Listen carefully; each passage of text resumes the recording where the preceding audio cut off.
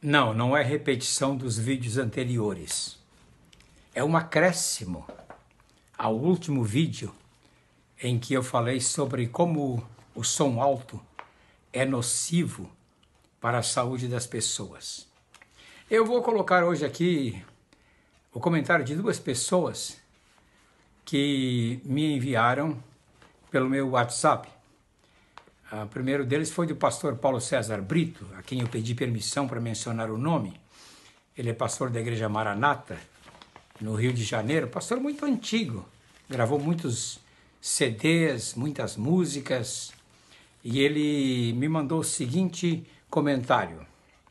Ele disse: pastor, somos raça em extinção. E os jovens nos dizem que se não tivermos um bom som alto em nossas igrejas, fumaça azulada no palco, luzes coloridas, os jovens irão para outras igrejas. Claro, ele disse isso em relação a jovens que ficam transitando de igreja em igreja, procurando onde tem uma performance melhor para o seu gosto. E finaliza dizendo: eu sou de outra fornada. E eu conheço a história dele, o trabalho que ele faz no Rio de Janeiro, desde que o pai dele começou um bom trabalho carismático ali por 1971, 70. E um outro amigo meu que me liga, me passou também pelo WhatsApp uma mensagem de Brasília. É o pastor Arruda, ele foi secretário de Meio Ambiente do Distrito Federal. Ele é gaúcho de Cruz Alta, mas reside há anos em Brasília. E ele mandou para mim as leis que regem a questão dos sons, os sons nos ambientes do Distrito Federal. Para você ter uma ideia, eu tenho tudo aqui, áreas de sítios e fazendas, durante o dia tem que ser 40 decibéis, o máximo, à noite 35. Então, as áreas estritamente residencial ou urbana, 50 decibéis, e à noite 45. E assim toda a legislação. E eu tenho tudo aqui comigo, mas uma das coisas que ele anotou para mim, ele anotou que em 2020, foram atuadas 62 igrejas por poluição sonora, em plena pandemia. Em 2021, foram 87 igrejas pelos mesmos motivos, poluição sonora. Quer dizer, quando o som de dentro do templo extravasa e atinge a vizinhança. Em 2022, o ano agora corrente, foram atuadas até agora 11 igrejas. E ele diz que entre 2007 e 2017, 1.000 autos de infração foram feitas contra as igrejas por poluição sonora.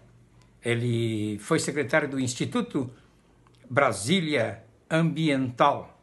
Ele me conta que ficou até 2017 no cargo, teve que desistir porque o pai teve que cuidar do pai em Cruz Alta. Então, eu achei muito interessante essa colocação dele, porque isso nos traz uma ideia de como o governo está preocupado. Quando as pessoas reclamam para as entidades da prefeitura ou do governo estadual a respeito do som da sua igreja, não é perseguição religiosa. Não é perseguição religiosa. Não tome isso como perseguição religiosa, mas como questão de saúde pública. E em todas as igrejas eu vejo isso. Então as igrejas hoje, os templos, os salões, tiveram que se modernizar com um sistema de ar-condicionado, vedando portas, janelas, para que o ruído não vá para fora. Mas eu acompanhei um caso aqui no município próximo de Porto Alegre, em que os vizinhos reclamavam. Um vizinho só reclamava do som da igreja. E quando foram lá com um aparelho de decibel para medir, descobriram que o som da rua o som dos carros passando era mais alto que o som da igreja. Então, não sei, as igrejas parece que não se interessaram em comprar um aparelho de medir os decibéis, não é? Eu estava olhando na internet, esses aparelhos custam entre R$90 a R$5.000, um aparelho digital. Eu aconselharia que as igrejas tivessem um aparelho de controle de decibéis para medir o som dos seus instrumentos e da pregação de pastores, porque não são só os músicos que fazem muito barulho, os pastores também. E eu coloquei 3 coisinhas aqui para finalizar esse vídeo.